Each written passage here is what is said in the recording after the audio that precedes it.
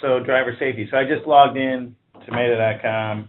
So anyway, they have about 300 assets, and this is the first customer who is requesting driver safety. So the only things that we really added for driver safety were 2 new reports. So you go under reports, run a report, and what you'll see is a new section here called driver safety. So there's just 2 reports, a driver safety summary and a driver safety detail. So we'll click driver safety summary. So since they've got 300 assets, I'm not going to run for the whole company, but I'm just going to pick a group here. Let's choose groups and find one with some decent number of assets. So whatever D0904 is, I got 32 assets. So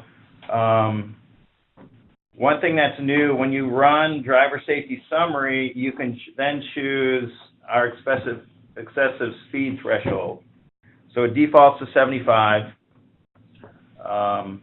Anybody driving over 75, it would create a driver safety event, and we'll see that in a minute. So, okay, so for these 30 assets, speed limit of 75 for last week, I'll go ahead and hit run report.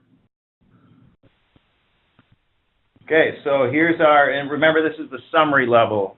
So this is the score for the entire fleet. In this case, I chose that one group of 32 assets. So whatever group this is, if you wanted to run a driver safety summary on that particular group for last week, this is what you'd get. So at the very top, we just show the report criteria, right? But then we have this kind of sum here, the safety event totals. So for the last week, for this group, there was 12 braking events, harsh braking. There was 19 harsh acceleration, 0 harsh maneuvers. There was 1,285 speeding events. So altogether, that's 1,316 events. And when you do the math per 100 miles, that's 10.2 events per 100 miles. We have the asset. If they had a driver associated with that asset, you'd see it here in this column. Okay, so we show the max speed for that time frame. And these are the number of events. So the number of harsh braking events, number of harsh acceleration events, harsh maneuver, the number of excessive speed events, total events. So if you added up these guys here, they would sum up to your total events. Then the miles driven for each asset. And then we get their score. So the driver safety score is nothing more than the number of safety events per 100 miles driven. Number of excessive speed events is the number of events, the number of times you've driven over the excessive speed criteria. So if you were, so we chose 75 miles per hour, right? So that says this unit, 1112, reported in a speed of greater than 75 miles per hour 22 times last week. This report, so this is the summary. Now, the details that make up, for example, Scott was asking about this guy who drove 98 miles per hour, right? So last week, he had 174 events. He had the 2 braking, 1 acceleration, and a lot of speeding events. So the way to get to the detail, you could go run a detail report for this asset, or you could just click on the link here. So you can see there's 2 hyperlinks, right on the asset name and right on the number of events. So I'll click that, and that pulls up the detail that provides those, 174 events. So if we look at this, here's all 174 events. Here you can see all the speeding. Here was the harsh brake. And you can see the speed. They're all over 75.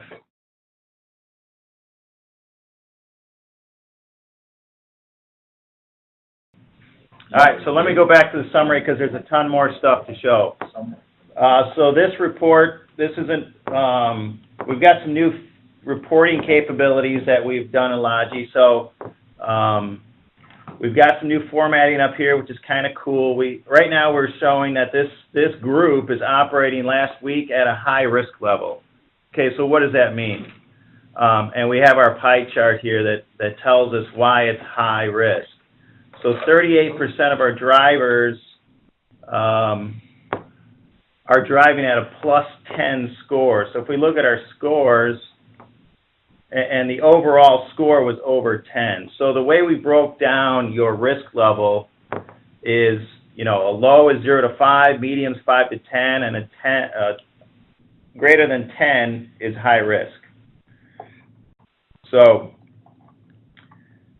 for the entire group for that last week, we were at 10.2, so you're at a high risk level. One of the things that's kind of neat on this report, so if we just wanted to see the high guys, I could just click the pie chart. Yeah, so you click the pie chart and it just shows the high risk. So this is everyone with a score over a 10. I can click it again and it'll take it back. If I just want to see my low risk guys, it filters the report on those guys, or medium. So as I was saying, every column in here you can sort, which is kind of neat. So if you want to see the max speed, we've got however many assets. If I immediately want to see who was driving the fastest, I can click it twice, and there's my max speed at 98. I can also do the same thing with the score. So who scored the best and the highest? And it turns out the guy who drove the fastest also had the highest score. Yeah, and same with, so risk level, I can sort by those guys, total events, all these guys. Okay, so I ran that for last week for that group, and I did 75, right? So now, the speed limit in Florida, by the way, these guys are in Florida. If I look at that group, what was it, D0904, 32 assets. So they're actually in Florida, right, where I think the speed limit is probably 75, so you should probably be allowed to drive, let's say, 80, maybe even 86 or something. So I'm going to go back to reports, and I'm going to change this 75. Let's change it to an 80. I'm going to rerun it. Okay, so now we take that speed just from 75 to 80, and now last week we're operating at a low risk level, meaning our score was 2.2. So we dramatically reduced the number of events when we're looking at 80 miles per hour.